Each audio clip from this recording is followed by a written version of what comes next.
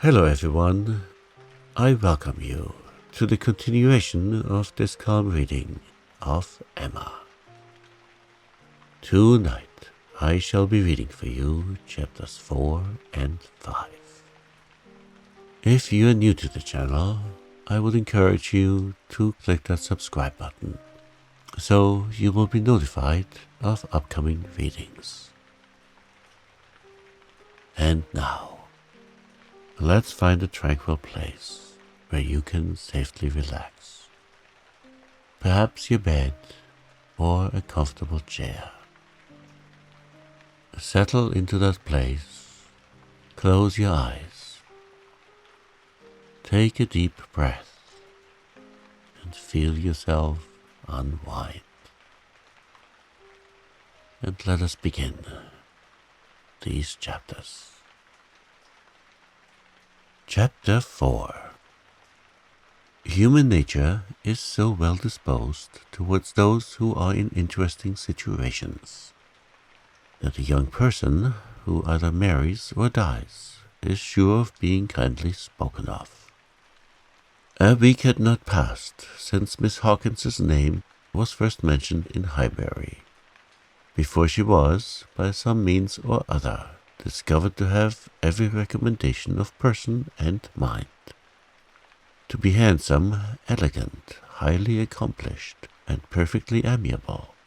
And when Mr. Elton himself arrived to triumph in his happy prospects, and circulate the fame of her merits, there was very little more for him to do than to tell her Christian name and say whose music she principally played. Mr. Elton returned a very happy man. He had gone away rejected and mortified, disappointed in very sanguine hope, after a series of what appeared to him strong encouragement, and not only losing the right lady, but finding himself debased to the level of a very wrong one. He had gone away deeply offended. He came back engaged to another, and to another as superior, of course, to the first, as under such circumstances what is gained always is to what is lost. He came back gay and self-satisfied, eager and busy, caring nothing for Miss Woodhouse, and defying Miss Smith. The charming Augusta Hawkins, in addition to all the usual advantages of perfect beauty and merit, was in possession of an independent fortune, of so many thousands as would always be called 10, a point of some dignity as well as some convenience. The story told well. He had not thrown himself away. He had gained a woman of £10,000, or thereabouts, and he had gained her with such delightful rapidity. The first hour of introduction had been so very soon followed by distinguishing notice. The history which he had to give Mrs. Cole of the rise and progress of the affair was so glorious, the steps so quick, from the accidental rencontre to the dinner at Mr. Green's and the party at Mrs. Brown's. Smiles and blushes rising in importance.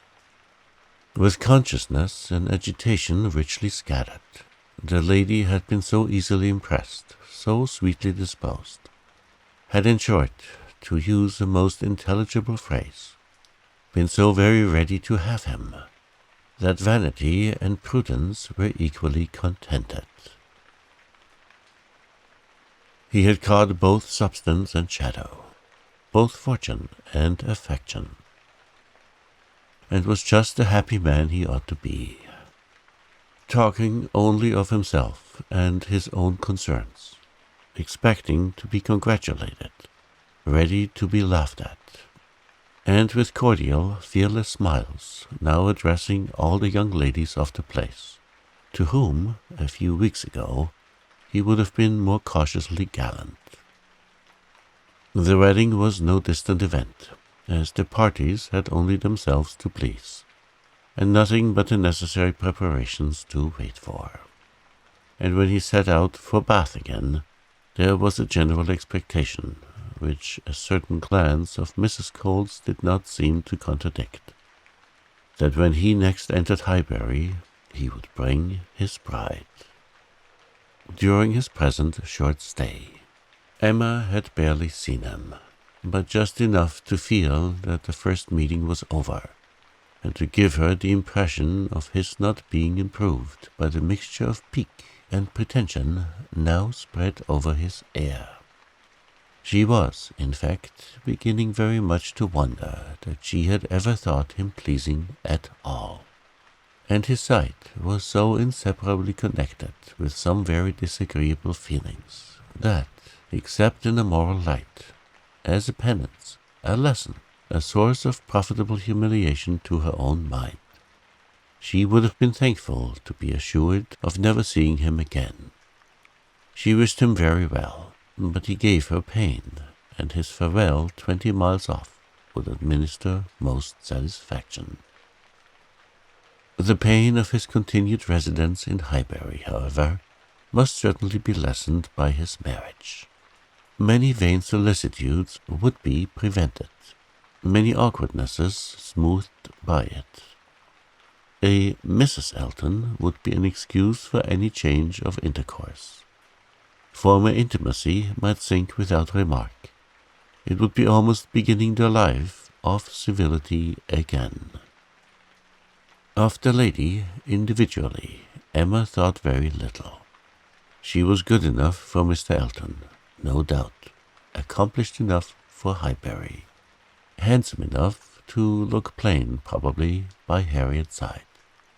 As to connection, there Emma was perfectly easy, persuaded that after all his own vaunted claims and disdain of Harriet, he had done nothing. On that article, truth seemed attainable. What she was must be uncertain, and who she was might be found out.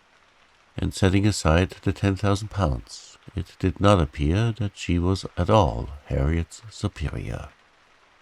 She brought no name, no blood, no alliance. Miss Hawkins was the youngest of the 2 daughters of a Bristol merchant, of course he must be called. But as the whole of his profits of his mercantile life appeared so very moderate, it was not fair to guess the dignity of his line of trade had been very moderate also. Part of every winter she had been used to spend in Bath, but Bristol was her home, the very heart of Bristol. For though the father and mother had died some years ago, an uncle remained. In the law line, nothing more distinctly honorable was hazarded of him than that he was in the law line.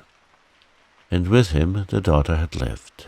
Emma guessed him to be the drudge of some attorney, and too stupid to rise.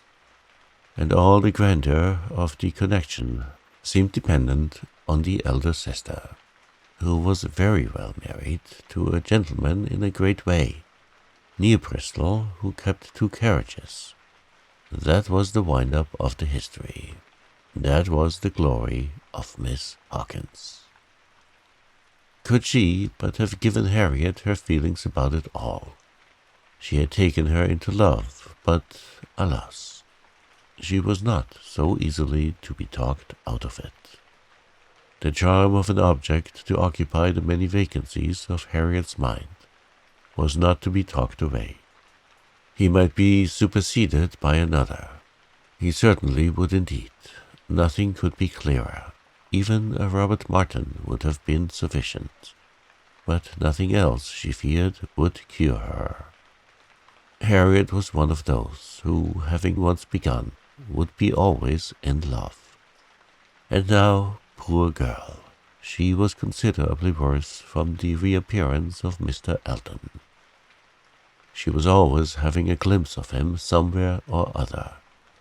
Emma saw him only once, but 2 or 3 times every day Harriet was sure just to meet with him, or just to miss him, just to hear his voice, or see his shoulder, just to have something occur to preserve him in her fancy.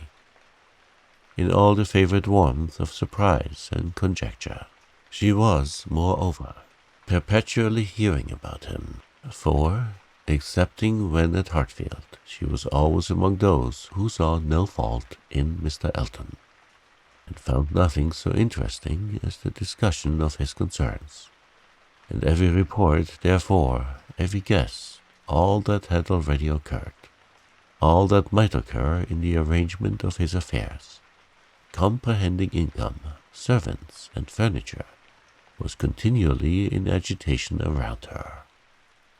Her regard was receiving strength by invariable praise of him, and her regrets kept alive, and feelings irritated by ceaseless repetitions of Miss Hawkins's happiness, and continual observation of how much he seemed attached. His air as he walked by the house, the very sitting of his hat, being all in proof of how much he was in love. Had it been allowable entertainment, had there been no pain to her friend, or reproach to herself in the wavering of Harriet's mind, Emma would have been amused by its variations. Sometimes Mr. Elton predominated, sometimes the Martins, and each was occasionally useful as a check to the other. Mr. Elton's engagement had been the cure of the agitation of meeting Mr. Martin. The unhappiness produced by the knowledge of that engagement had been a little put aside by Elizabeth Martin's calling at Mrs. Goddard's a few days afterwards. Harriet had not been at home, but a note had been prepared and left for her, written in the very style to touch, a small mixture of reproach with a great deal of kindness.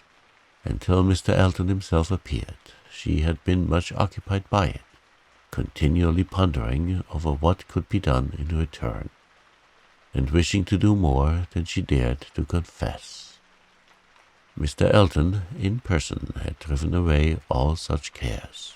While he stayed, the Martins were forgotten, and on the very morning of his setting off for Bath again, Emma, to dissipate some of the distress it occasioned, judged it best for her to return Elizabeth Martin's visit. How that visit was to be acknowledged, what would be necessary, and what might be safest, had been a point of some doubtful consideration. Absolute neglect of the mother and sisters, when invited to come, would be ingratitude.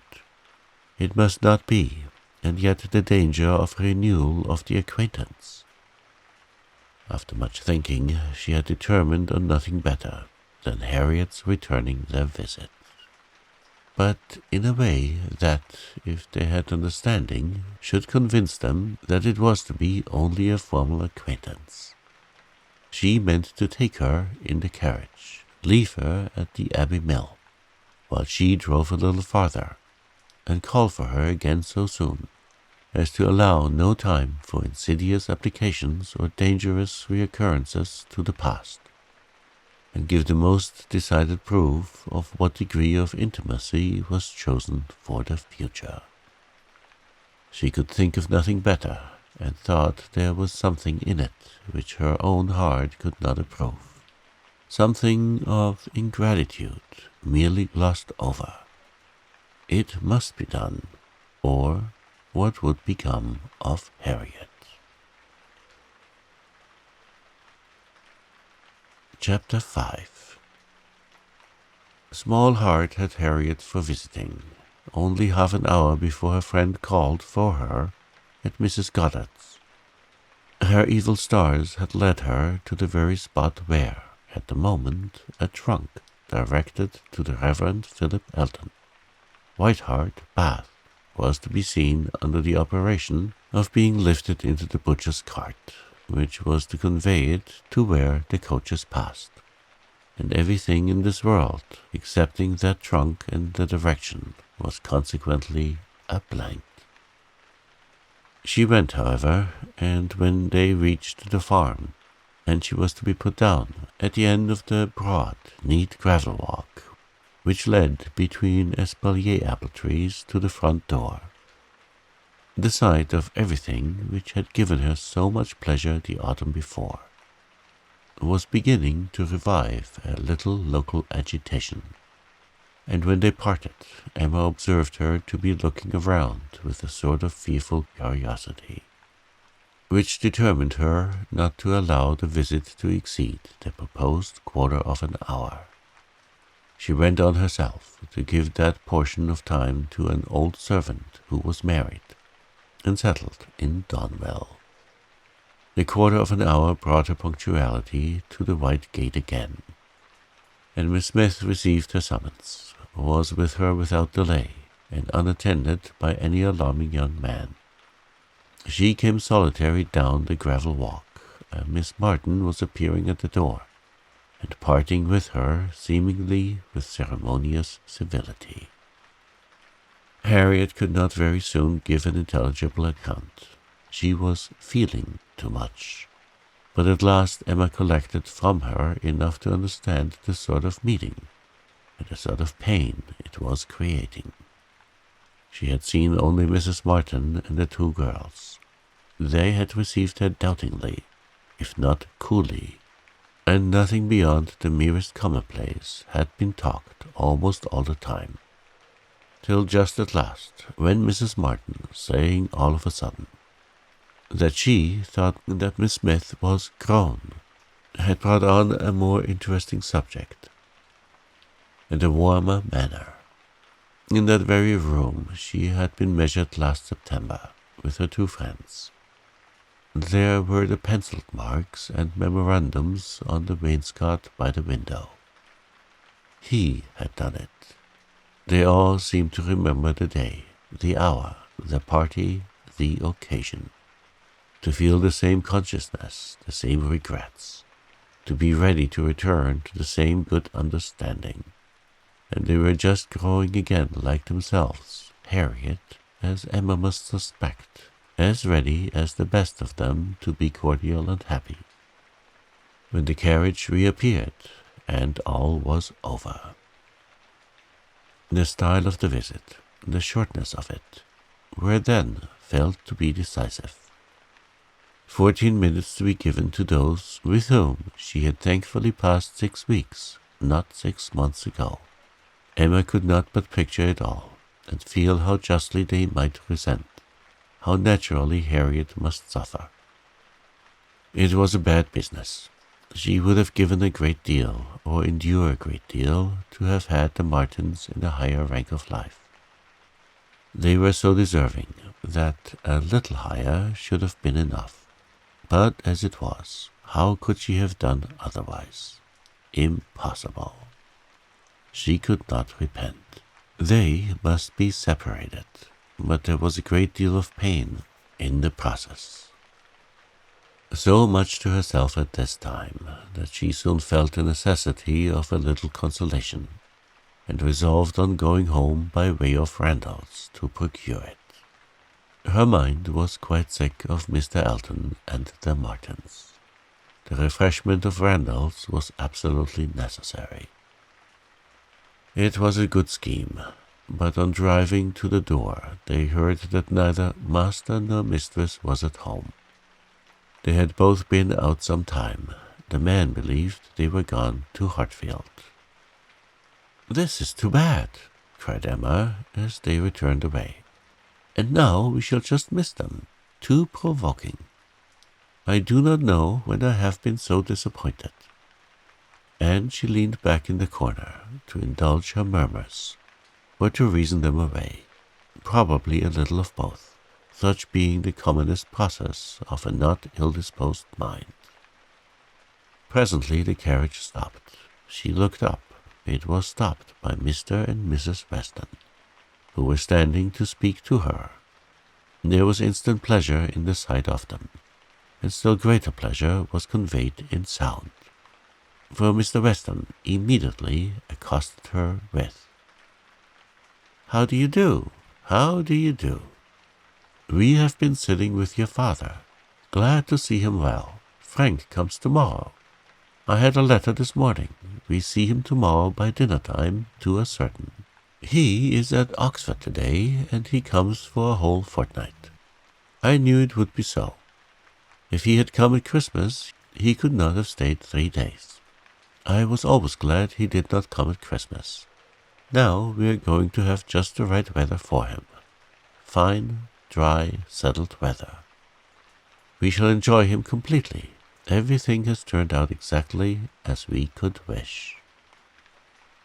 There was no resisting such news, no possibility of avoiding the influence of such a happy face as Mr. Weston's, confirmed as it all was by the words and the countenance of his wife, fewer and quieter, but not less to the purpose.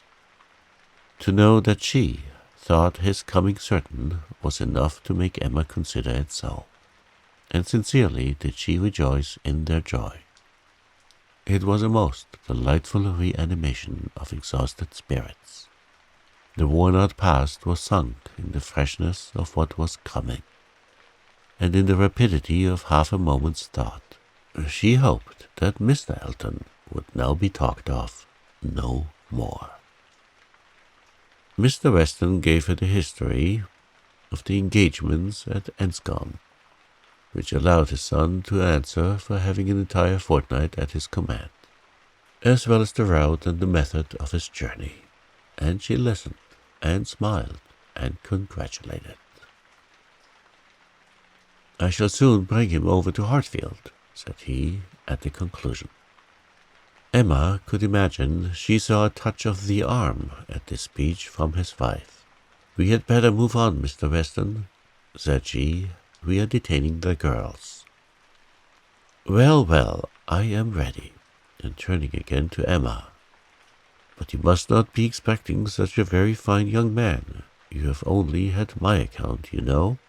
I dare say he is really nothing extraordinary." Though his own sparkling eyes at the moment were speaking a very different conviction. Emma could look perfectly unconscious and innocent, and answer in a manner that appropriated nothing. "Think of me tomorrow, my dear Emma, about 4 o'clock, was Mrs. Weston's parting injunction, spoken with some anxiety, and meant only for her. 4 o'clock, depend on it, he will be here by 3, was Mr. Weston's quick amendment. And so ended a most satisfactory meeting. Emma's spirits were mounted quite up to happiness. Everything wore a different air. James and his horses seemed not half so sluggish as before.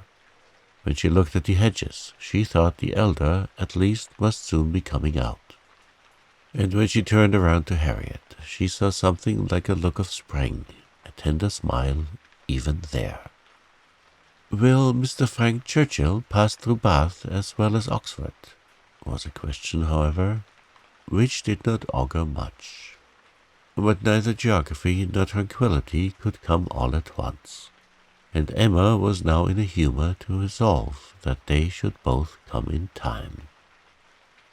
The morning of the interesting day arrived, and Mrs. Weston's faithful pupil did not forget either at 10 or 11 or 12 o'clock that she was to think of her at 4. "My dear, dear anxious friend," said she in mental soliloquy, while walking downstairs from her own room, "always over-careful for everybody's comfort but your own. I see you now in all your little fidgets, going again and again into his room, to be sure that all is right." The clock struck 12 as she passed through the hall. "'Tis 12. I shall not forget to think of you 4 hours hence. And by this time tomorrow, perhaps, or a little later, I may be thinking of the possibility of their all calling here. I am sure they will bring him soon." She opened the parlour door, and saw 2 gentlemen sitting with her father, Mr. Weston and his son. They had been arrived only a few minutes, and Mr. Weston had scarcely finished his explanation of Frank's being a day before his time, and her father was yet in the midst of his very civil welcome and congratulations, when she appeared, to have her share of surprise. introduction, and pleasure. The Frank Churchill, so long talked of, so high in interest, was actually before her. He was presented to her, and she did not think too much had been said in his praise. He was a very good-looking young man. Height, air, address, all were unexceptionable, and his countenance had a great deal of the spirit and liveliness of his father's. He looked quick and sensible. She felt immediately that she should like him, and there was a well-bred ease of manner, and a readiness to talk, which convinced her that he came intending to be acquainted with her, and that acquainted they soon must be. He had reached Randall's the evening before.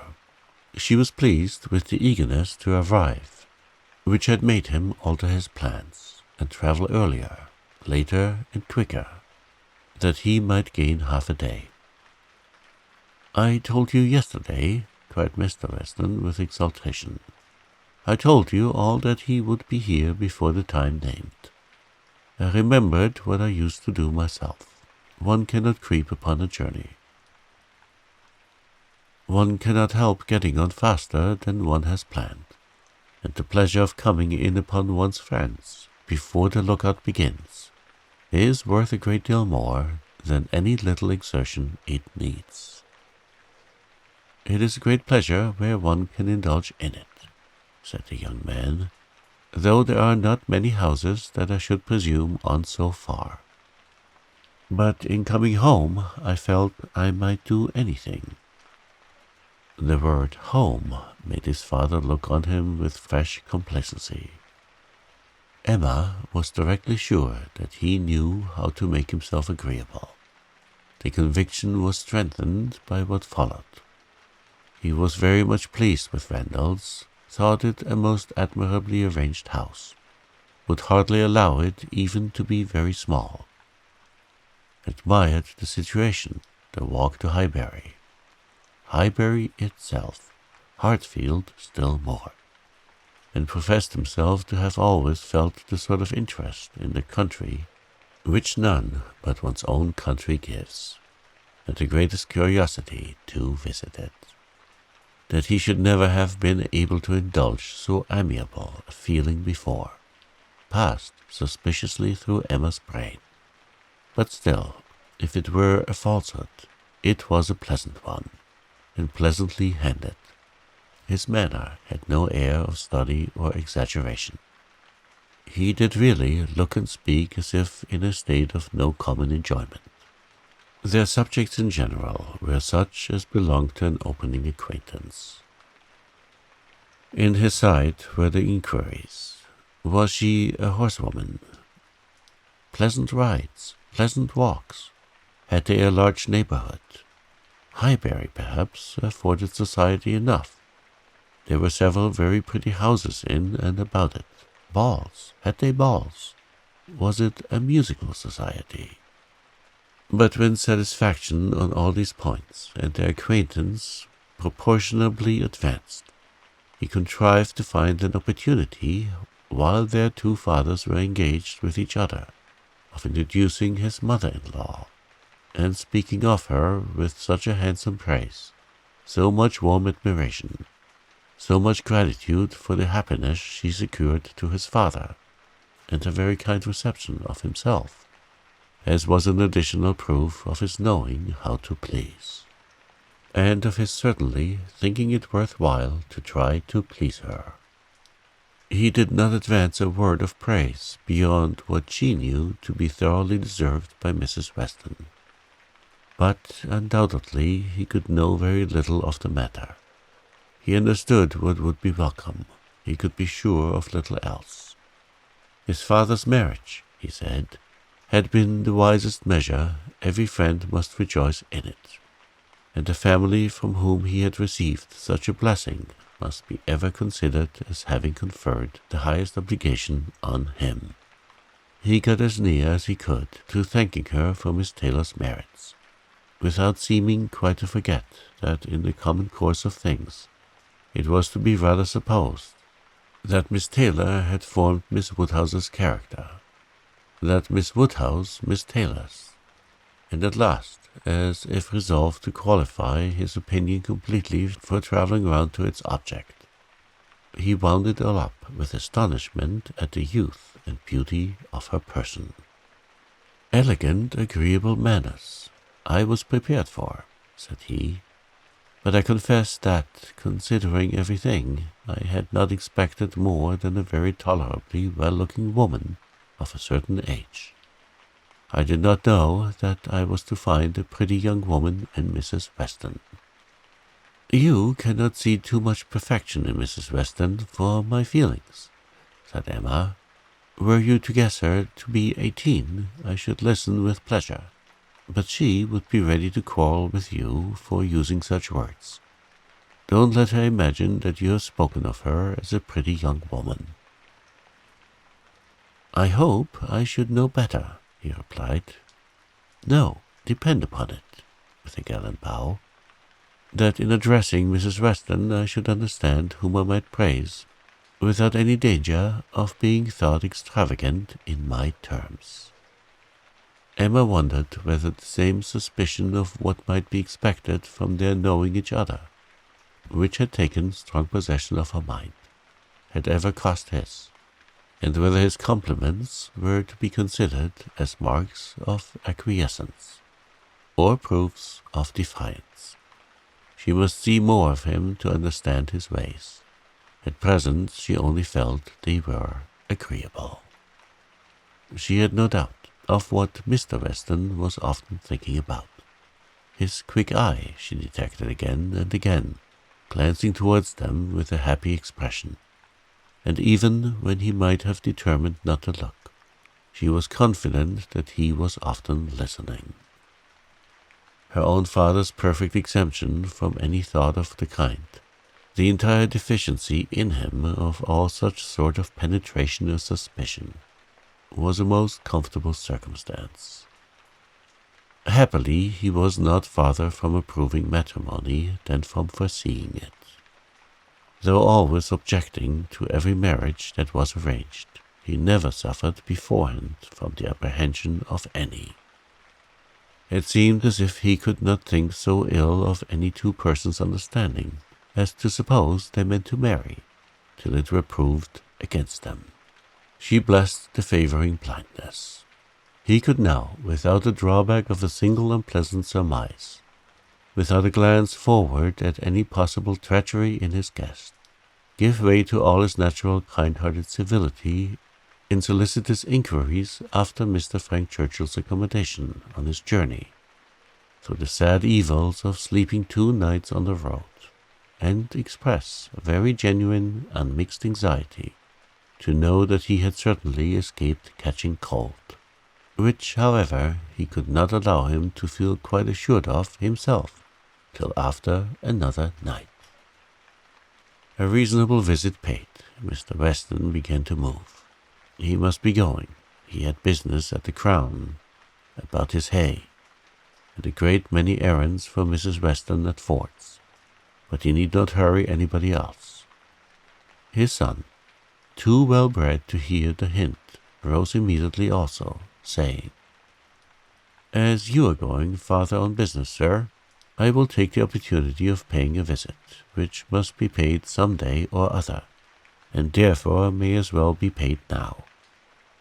I have the honour of being acquainted with a neighbour of yours," turning to Emma, "a lady residing in or near Highbury, a family of the name of Fairfax.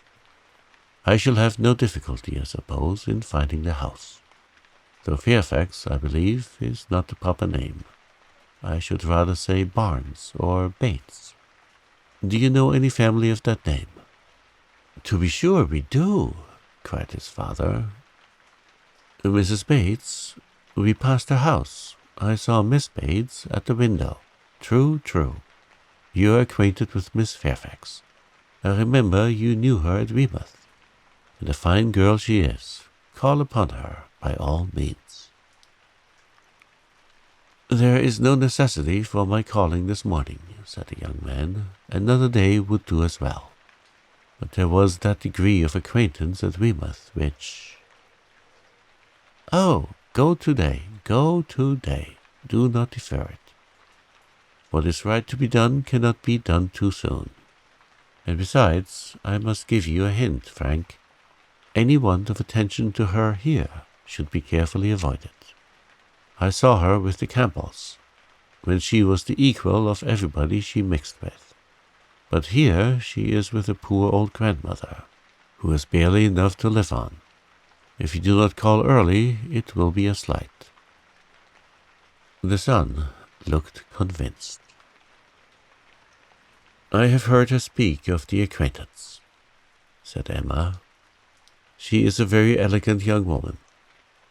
He agreed to it, but with so quiet a "yes" as inclined her almost to doubt his real concurrence. And yet there must be a very distinct sort of elegance for the fashionable world, if Jane Fairfax could be thought only ordinarily gifted with it. "If you were never particularly struck by her manners before," said she, "I think you will today. You will see her to advantage. See her and hear her. No, I'm afraid you will not hear her at all, for she has an aunt who never holds her tongue." "You are acquainted with Miss Fairfax, sir, are you?" said Mr. Woodhouse, always the last to make his way in conversation. "Then give me leave to assure you that you will find her a very agreeable young lady. She is staying here on a visit to her grandma and aunt, very worthy people. I have known them all my life. They will be extremely glad to see you, I am sure, and one of my servants shall go with you to show you the way." "My dear sir, upon no account in the world. My father can direct me." "But your father is not going so far. He is only going to the Crown." "Quite on the other side of the street, and there are a great many houses. You might be very much at a loss, and it is a very dirty walk, unless you keep on the footpath. But my coachman can tell you where you had best cross the street." Mr. Frank Churchill still declined it, looking as serious as he could, and his father gave his hearty support by calling out, "My good friend, this is quite unnecessary. Frank knows a puddle of water when he sees it. And as to Mrs. Bates, he may get there from the Crown in a hop, step, and jump." They were permitted to go alone, and with a cordial nod from one and a graceful bow from the other, the two gentlemen took leave. Emma remained very well pleased with this beginning of the acquaintance, and could now engage to think of them all at Randalls any hour of the day, with full confidence in their comfort.